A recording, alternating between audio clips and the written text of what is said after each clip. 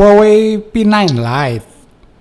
Ini HP hampir aja jadi HP yang super duper keren banget.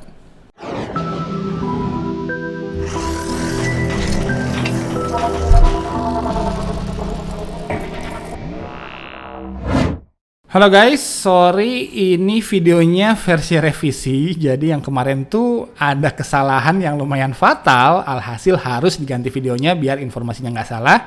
Sekali lagi saya mohon maaf yang sebesar-besarnya. Maafin ya. Oke, kita mulai aja. Karena ini HP-nya tuh pinjaman, batangan aja dipinjeminnya nggak pakai box. Jadi unboxingnya harus saya skip. Walau ya HP ini tuh memang udah mulai dijual pada awal September kemarin dengan bandrol resmi seharga 3,8 jutaan, tapi saat ini Huawei P9 Lite ini kembali menarik buat diulas. Terutama karena kemarin harga resminya baru aja turun jadi 3,3 jutaan aja.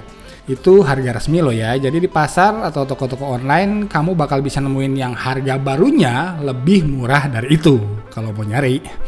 Apakah jadi menarik buat HP tahun 2017-nya kamu? Langsung aja kita ulas, diawali dari sektor desain. Nah, kesalahannya tuh di sini. Jadi di video Huawei P9 Lite sebelumnya, saya bilang HP ini tuh punya frame dan back cover yang metal beneran. Karena selama saya pakai 1 bulanan terakhir, saya sama sekali nggak ngeh kalau ternyata back cover HP ini tuh ternyata polikarbonat dan bukan metal. Yang metal hanya di bagian framenya aja. Karena ya rasanya dan kelihatannya tuh emang beneran kayak metal men. 1 bulan gitu loh saya ketipu.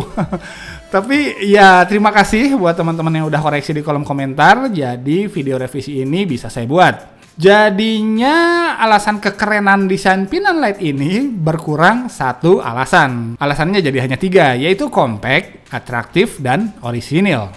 Compactnya dibanding Zenfone 3 Z520KL yang layarnya sama 5,2 inch, P9 Lite ini sedikit lebih pendek, sedikit lebih ramping, dan sedikit lebih tipis. Tapi punya baterai yang signifikan lebih besar.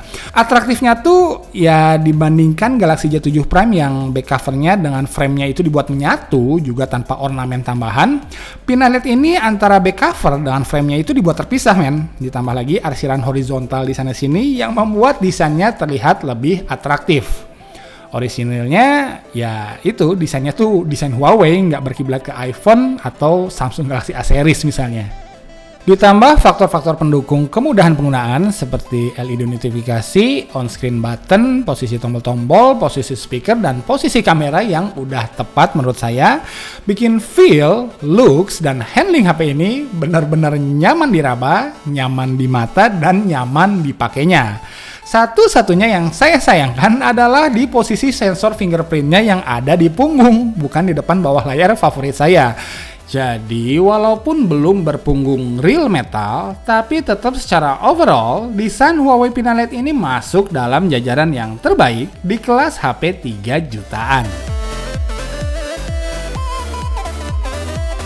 User interface-nya tuh punya banyak fitur, tapi nggak terasa berlebihan juga. Fitur bersih-bersih RAM dan ROM ada, fitur kunci aplikasi yang hanya bisa dibuka sama sidik jari kita juga bisa, fitur pilih-pilih puluhan tim juga ada, dan beberapa fitur smart yang ya penting nggak penting, udah siap digunakan di MIUI 4.1 beralaskan Android Marshmallow 6.0 ini.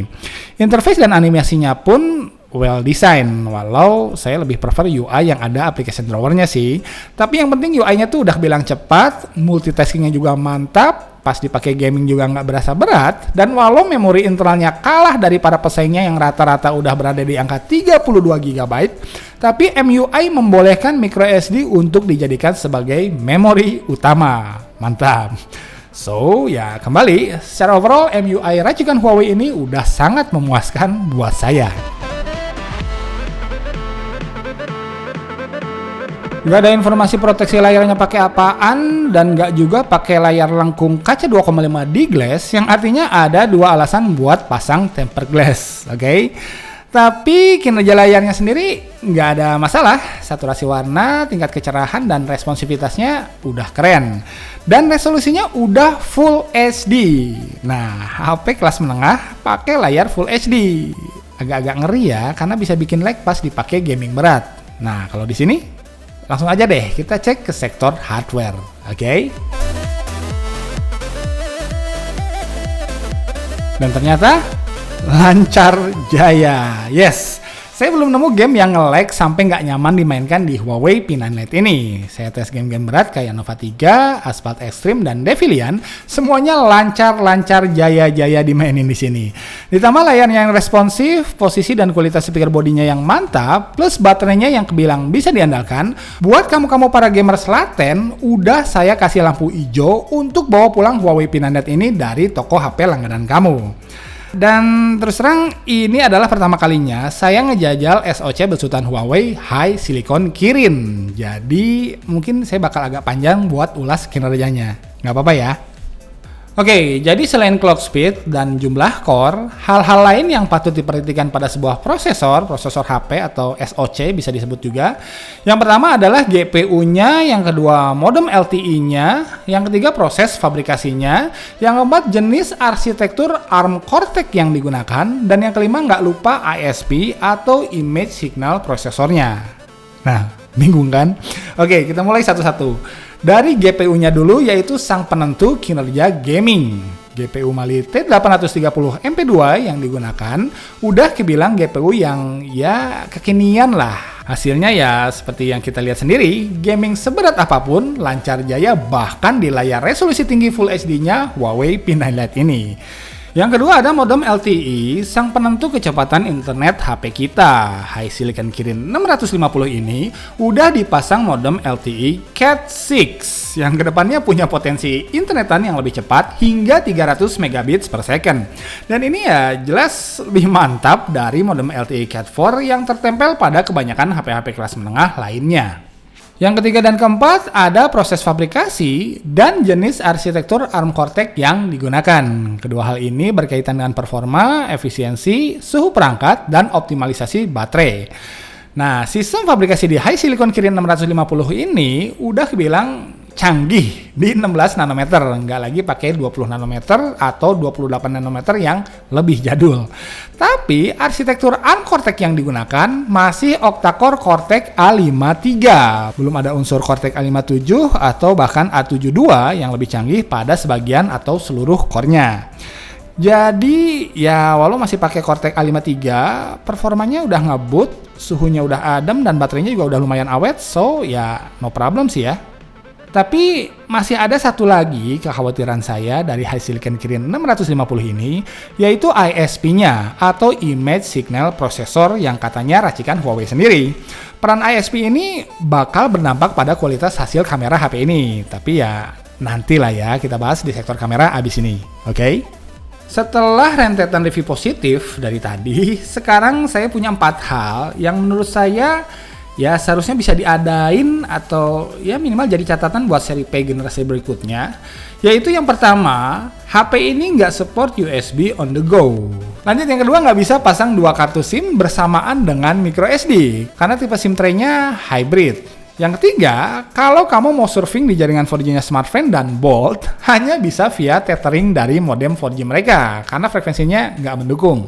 Dan yang terakhir, nggak bisa main VR karena nggak ada sensor gyroscope. Ya, sebagai hiburan, at least kinerja fingerprint sensornya sangat cepat dan akurat ya. Jadi gimana nih paduan kinerja lensa dengan ISP hasil karya Huawei yang tadi sempat kita mention? Well, overall hasil tangkapannya sih udah kebilang oke untuk level harganya ya. Tapi nggak bisa juga dibilang impresif. Alasannya, karena yang pertama warnanya tuh terlalu jujur, natural apa adanya. Jadi ada sedikit kesan flat lah di pewarnaannya gitu. Dan yang kedua ketajamannya pun terlihat kurang greget lah kalau menurut saya ya.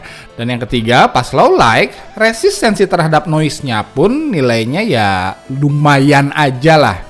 Dan yang keempat yang anehnya lagi, ada fitur HDR sih, tapi pakai HDR atau nggak pakai, hasilnya ya nggak jauh kalau nggak mau dibilang sami mawon.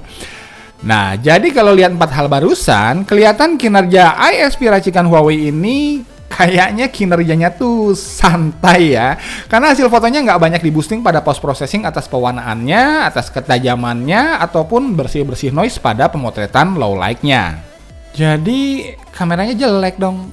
Enggak juga sih, karena walau sebagian orang bakal ngecap settingan kameranya tuh cari aman, tapi karakter gambar yang natural apa adanya kayak gini tuh akan cocok buat genre pemotretan yang lebih luas.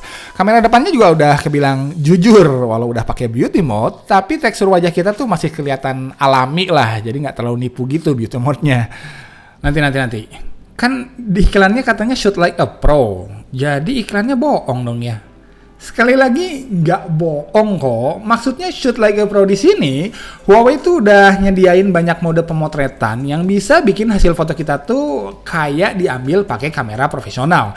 Contohnya ada mode pro untuk foto dan video, jadi kita bisa ngatur jarak fokus, shutter speed, dan ISO secara manual. Mode night shot juga bisa kita pakai untuk meminimalisir noise dan lebih baik dibanding kalau kita pakai mode auto. Dan yang unik ada fitur light painting, jadi kita bisa ngasih efek light trail gitu dan cara memperlambat shutter speed kamera Huawei P9 Lite ini. Selain itu ada mode good food untuk moto-moto makanan, bikin video timelapse juga bisa, slow motion ada, all in focus, dan masih banyak lagi ruang buat kita untuk berkreasi dengan kamera Huawei P9 Lite ini. Plus, experience pakai kameranya tuh udah asik men, karena pengujian fokus dan jeda antar shutternya udah kebilang gesit. Dan kinerja lampu flash-nya memuaskan buat saya. Jadi, kamera Huawei P9 Lite ini hasilnya bisa keren banget asal kamu mau ngulik seabrek fitur-fiturnya. Kalau pakai mode auto aja, ya overall tetap udah bagus hasilnya. Hanya mungkin bukan yang paling tajam dan bukan yang paling gonjreng warnanya. Musik playernya nggak punya equalizer, tapi ada efek SWS atau Super Wide Sound yang selalu saya nyalain. Keluaran suara via earphone-nya bagus, nggak ada masalah. Hanya speaker bodinya tuh tetap kerasa kurang ngebass lah, walau volumenya sendiri udah cukup keras.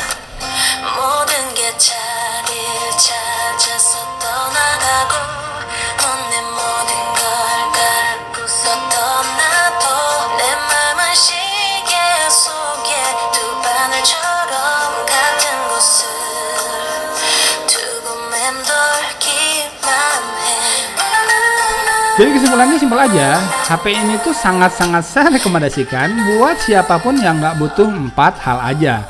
Yang pertama yaitu nggak perlu USB on the go. Yang kedua, nggak butuh pasang 2 kartu SIM berbarengan dengan micro SD. Yang ketiga, nggak pernah pakai 4G-nya smartphone atau Bolt, kecuali ya via tethering modem tadi. Dan yang terakhir, nggak tertarik juga buat main VR. Kalau 4 hal barusan udah clear, karena kamu anggap ya nggak begitu penting-penting amat, Huawei P9 Lite ini punya keunggulan pada yang pertama desainnya yang sangat menawan. Yang kedua, sukses main game berat dengan sangat mulus pada resolusi layar Full HD-nya. Yang ketiga, baterainya juga sangat bisa diandalkan dibandingkan para pesaingnya di level harga 3-4 jutaan. Dan yang terakhir, user interface-nya udah masuk kategori UI yang matang. Sektor lainnya seperti display dan kamera juga ya walau nggak bisa saya bilang menonjol, tapi nggak bakal mengecewakan kok. Displaynya keren karena udah Full HD dan responsivitasnya mantap, hanya sayangnya ya nggak tahu pakai proteksi layar apaan dan belum pakai 2,5D glass, dan kameranya juga overall udah bagus sih hasilnya, hanya di ketajaman dan fitur HDR-nya yang belum paling mantap. Oke guys, thanks for watching. Mohon maaf kalau ada salah-salah kata atau salah-salah informasi yang mungkin terucap. Video ini tujuannya hanya sharing pengalaman aja kok, dan semoga bisa ada manfaatnya buat kita semua. Oke, sampai ketemu di video selanjutnya. Assalamualaikum warahmatullahi wabarakatuh.